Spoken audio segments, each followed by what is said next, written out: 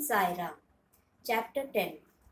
Sai Baba's mode of life, his sleeping plank, his stay in Shirdi, his teachings, his humility, Nanavali, the easiest path. Remember him, Sai Baba, always with love, for he was ever engrossed in doing good to all, and always abided in his self. To remember him only is to solve the riddle of life and death. This is the best and easiest of sadhanas as it involves no expenditure. A little exertion here brings great rewards. So, as long as our senses are sound, we should minute by minute practice this sadhana. All other gods are illusory. Guru is the only God. If we believe in Sadguru's holy feet, he can change our fortune for the better. If we serve him sincerely, we get rid of our worldly afflictions.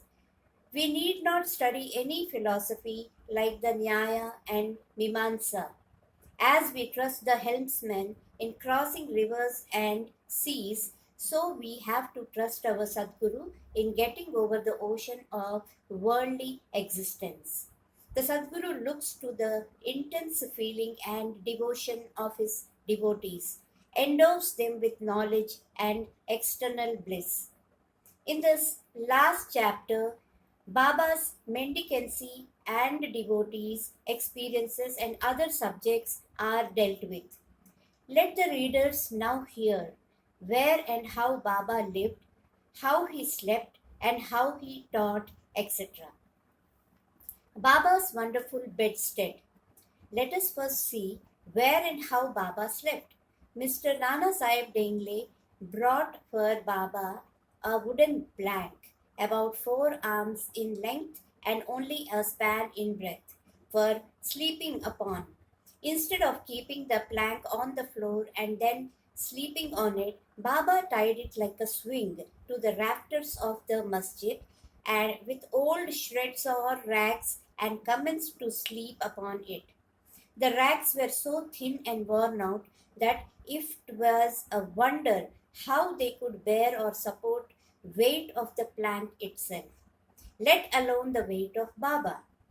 But somehow or other it was Baba's sheer Leela that the worn out rags did sustain the plank, along with the weight of Baba on it.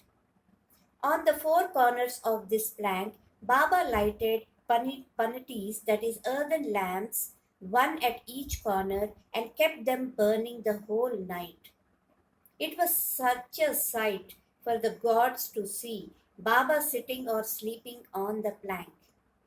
It was wonder to all how Baba got up and down the plank. Out of the curiosity, many curious observers kept watching the process of mounting and dismounting, but none succeeded.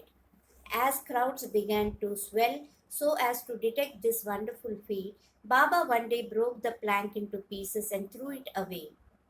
Baba had all the 8 Mahasiddhas or Siddhis, that is, powers, at his command. He neither practiced nor craved for them. They came to him naturally as a result of his spiritual perfection. Manifestation of Brahma. Though Sai Baba looked like a man 3 cubits and half in length, still he dwelt in the hearts of all. Inwardly, he was unattached and indifferent, but outwardly, he longed for of mass welfare. Though inwardly an abode of peace, he looked outwardly restless. Inwardly, he had the state of Brahma. Outwardly, he seemed engrossed in the world. Sometimes he looked on all with affection, and at times he threw stones at them. Sometimes he scolded them, while at times he embraced them and was calm, composed, tolerant, and well balanced. He always abided and was engrossed in the self and was well disposed towards his bhaktas. He always sat on one asan and never travelled. His satka was a small stick which he always carried in his hand. He was calm and thought free. He never cared for wealth and fame and lived on begging. Such a life he led. He always uttered Allah Malik, that is, God is the real owner. Entire and unbroken was his love for the bhaktas. He was the mine or storehouse of self knowledge and full of divine bliss. Such was the divine form of Sai Baba, boundless, endless, and undifferentiated. One principle which envelops the whole universe from a stone to Brahma incarnated in Sai Baba. The really meritorious and fortunate people got this treasure grow in their hands, while those people who, not knowing the real worth of Sai Baba, took him to be a mere human being, was indeed unfortunate. His stay in Shirdi and probable birthday. None knew or knows the parents and the exact date of birth of Sai Baba, but it can be approximately determined by his stay in Shirdi. Baba first came to Shirdi when he was a young lad of 16 and stayed there for 3 years. Then all of a sudden he disappeared for some time. After some time he reappeared in Nizam state near Aurangabad and again came to Shirdi with the marriage party of Chand Patil when he was about 20 years old. Thence, he stayed in Shirdi for an unbroken period of 60 years, after which Baba took his Mahasamadhi in the year 1918. From this, we can say that the year of Baba's birth is approximately 1838 AD. Baba's mission and advice. Saint Ramdas flourished in the 17th century and fulfilled a great extent his mission of protecting cows and Brahmins against the Yavanas, that is, Mohammedans. But within 2 centuries after him, the split between the two communities, that is, Hindus and the Mohammedans, widened up, and Sai Baba came to bridge that gulf. His constant advice to all was to this effect: Ram, the god of the Hindus, and Rahim, the god of Mohammedans, were one and the same. There was not the slightest difference between them then. Why should their devotees fall out and quarrel among themselves? You ignorant folk, join hands and bring both the communities together, act sanely, and thus you will gain your object of national unity.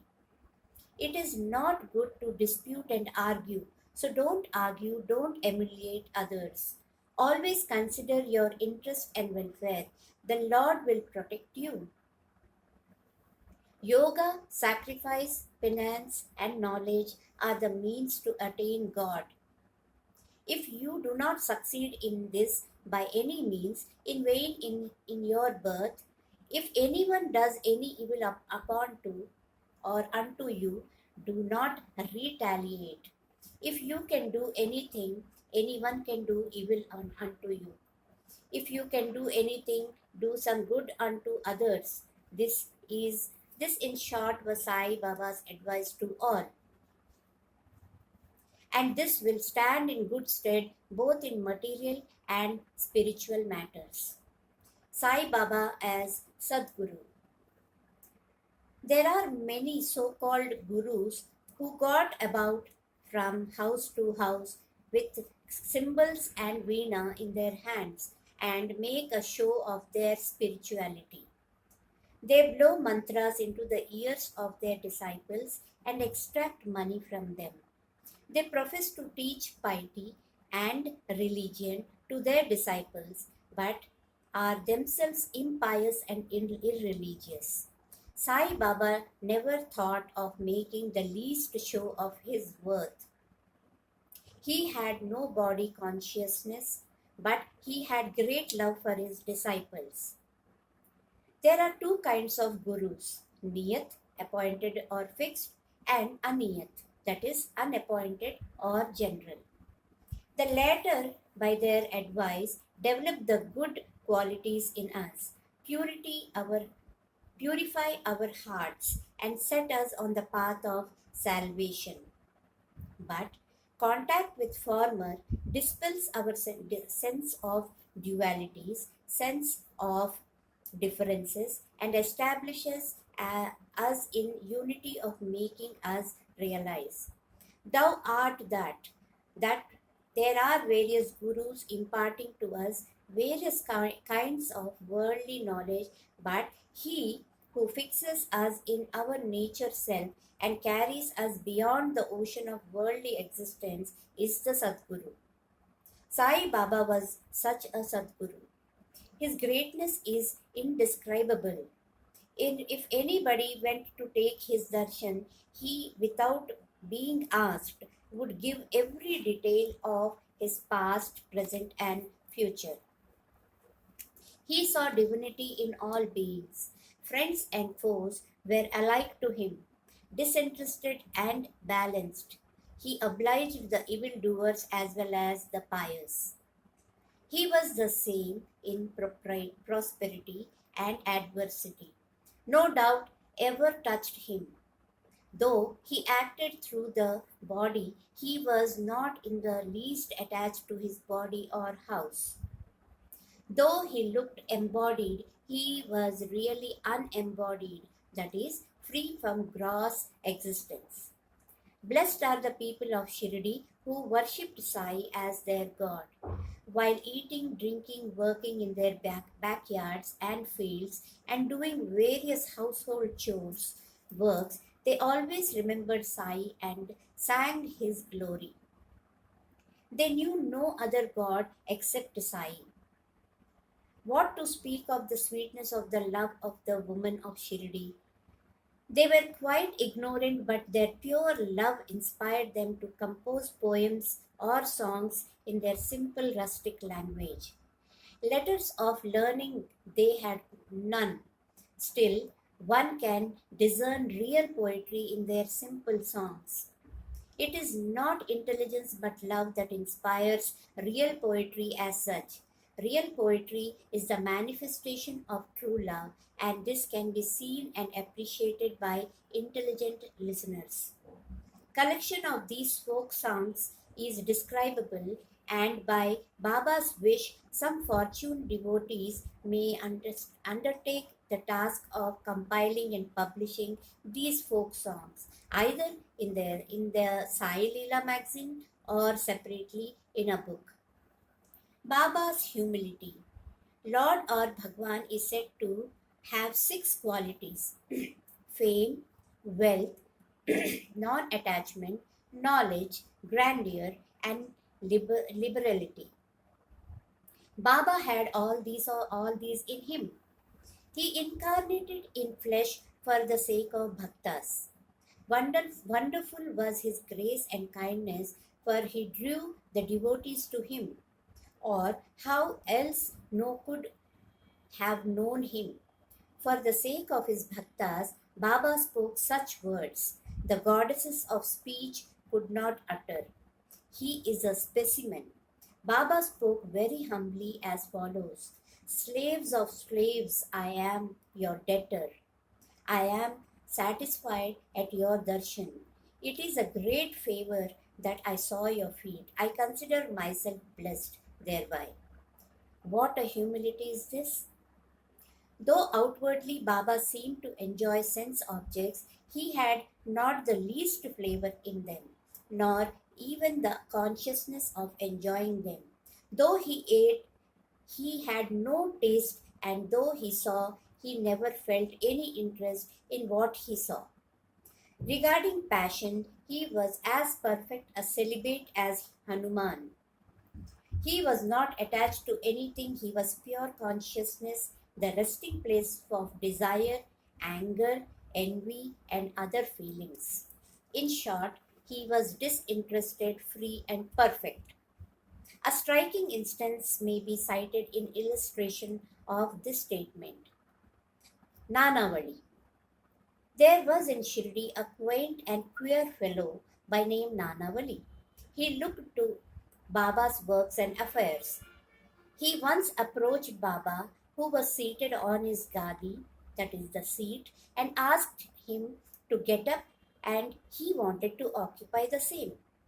Baba at once got up and left the seat which he had occupied. After sitting there for a while, Nanawali got up and asked Baba to resume his seat. Then Baba sat down and Nanawali fell at his feet. Baba did not show the slightest displeasure in being dictated or ousted. This Nanawali loved Baba so much that he breathed his last on the 13th day of Baba's Mahasamadhi.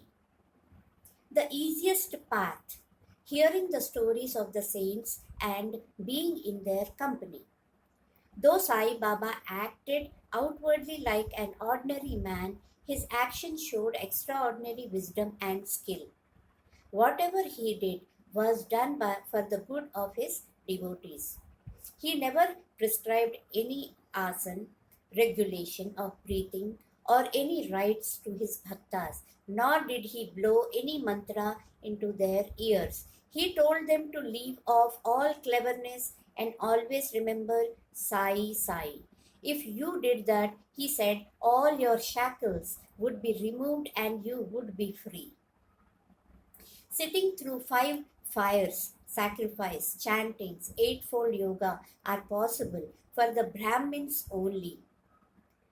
They are of no use to the other classes. The function of the mind is to think. It cannot remain without thinking for a minute. If you give it a sense object, it will think about it. If you give it to Guru, it will think about Guru.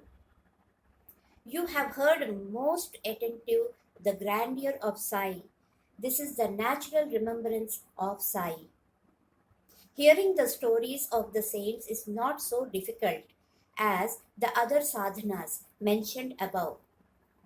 These stories remove all fear of this sansar, that is, worldly existence, and take you on the path of spiritual path. So, listen to these stories, meditate on them, and assimilate them. You may do or attend to your worldly duties, but give your mind to Sai and his stories, and then he is sure to bless you. This is the easiest path, but why do not all take it to? The reason is that without God's grace, we do not get the desire to listen to the stories of saints. With God's grace, everything is smooth and easy. Hearing the stories of saints is, in a way, keeping their company.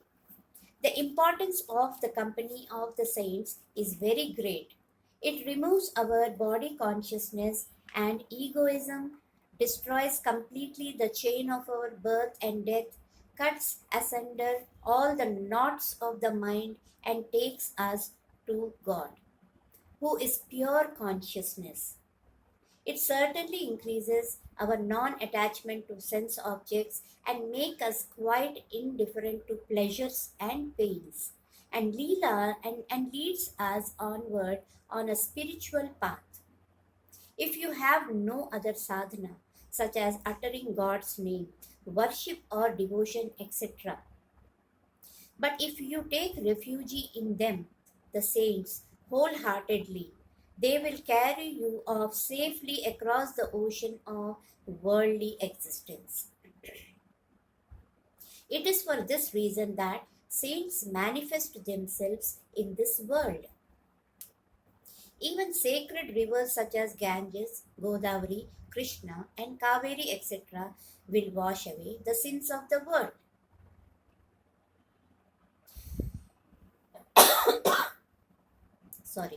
Desires that the saints should come to them for a bath and purify them.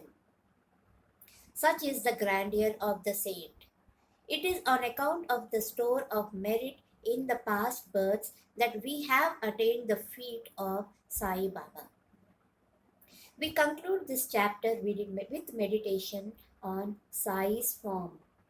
He, the graceful and handsome Sai, standing on the edge of the masjid and distributing udi to each and every bhakta with a view to his welfare.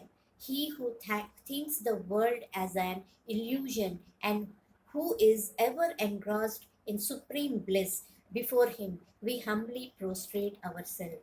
Bow to Shri Sai and peace be to all.